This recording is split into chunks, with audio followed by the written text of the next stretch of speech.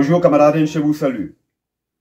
Thomas Gast, dernière affectation, 2e régiment étranger des parachutistes, dernier grade adjudant, matricule 170 728. Je vous ai promis de vous raconter l'histoire du Vieux-Bourg. C'était en 1985. Kourou. J'étais alors jeune légionnaire, depuis 2 mois en Guyane, à la 3e compagnie. Et on avait un caporal-chef qui manquait à l'appel. C'était un Bosch, un Allemand. Il n'était pas là 1 jour, 2 jours, 3 jours. Absent, irrégulier, on dirait. Et personne ne savait où il se trouve. Maintenant, il se trouve que ce caporal-chef avait toujours des problèmes avec des créoles. Hein? Il y a toujours eu des bagarres, des débordements verbaux, ainsi de suite, ainsi de suite. Il avait même, je crois, des menaces. Maintenant, tout le monde au régiment croyait que c'est les créoles qui l'ont chopé et qui l'ont harakiri. C'était pas vrai. On a su tout à l'heure, après l'affaire du Vieux-Bourg. Donc, un jour, c'était un dimanche. Il y avait tous les Anglais du régiment et tous les Allemands qui étaient au foyer du légionnaire, au quartier du commandant Forger, notre foyer. Et ils picolaient, la Binouse, la Kronborg, la Binouse, et encore, et encore, et encore. Moi, j'étais au foyer aussi, mais j'avais ma copine dans la tête, parce que j'avais une copine en ville. Certains d'entre vous, les anciens légionnaires, la connaissent, donc je ne dirai pas le nom, et je voulais partir. Et je suis parti. Je n'ai pas picolé comme les autres. Oui, avec la copine, l'alcool, ça... vous comprenez bien. Et les Allemands et les Anglais, qu'est-ce qu'ils ont fait? Voilà, ils ont tué le caporal-chef. Voilà, il est mort. Ils ont enterré quelque part. Vous voyez, les rumeurs. Et ça s'est monté, ça montait, ça montait, ça montait. Et puis, ce qu'ils ont fait, ils sont tous allés dans les compagnies. Tenue de sortie, sac marin, dans les sacs marins, des matraques, des poings américains, tout ce que vous voulez pour faire mal. Ils sont partis au Vieux-Bourg. Le Vieux-Bourg, c'était un quartier, mais là, il y avait les filles, il y avait les restaurants, il y avait les bars.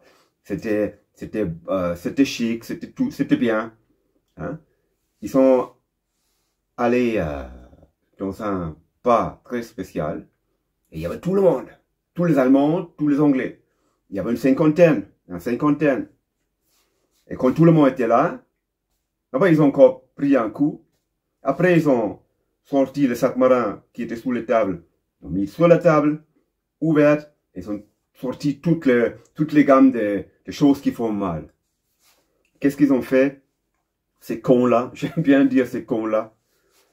Ils ont démonté tous les quartiers de la Vieux-Bourg. Ils ont cassé toutes les fenêtres, toutes les vitres, toutes les voitures, tous les bars. C'était fou. Maintenant, les créoles, ils sont très fiers. Les hommes, ils sont très vite faits. Ils ont très vite fait pour aller chez eux, à la maison. Baba, ils ont cherché des coupes-coupes, des fusils à pompe, et puis c'était la bagarre ouverte. C'était la guerre. En fin de compte, on avait quoi?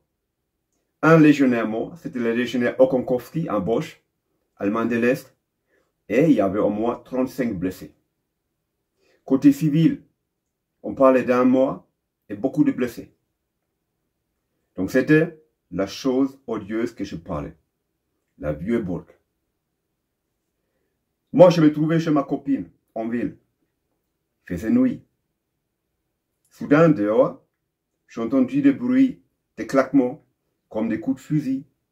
Je voulais partir, ma copine m'a dit non, niet, laisse-moi regarder d'abord. Elle est allée dehors.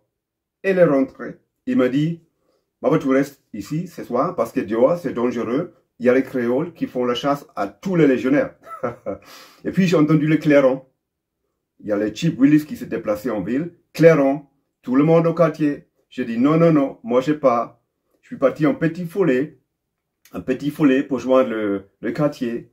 Et là-bas, il y avait déjà la police militaire, la gendarmerie, le chef de corps, l'adjudant-chef Falco avec la DO, disponibilité opérationnelle, tout le monde.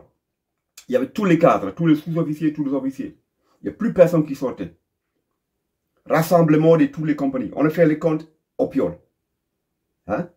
Et Falco, adjudant-chef Falco, que j'admire, qui était un chef de section remarquable, il voulait prendre la DO pour sortir, pour faire la bagarre avec les créoles. Heureusement, il y avait le colonel Pickman qui l'a arrêté. Mais il lui dit, vous restez là. Et Falco l'a retourné. Quelques jours après, un avion, Cotam, venu de France, 35 légionnaires, direction la métropole, répatriement disciplinaire. Et après, il y a un général 4 étoiles qui est venu. 4 étoiles. C'est le conducteur du chef de corps qui me l'a dit. C'était le caporal-chef Daniels à l'époque. Il y avait une enquête.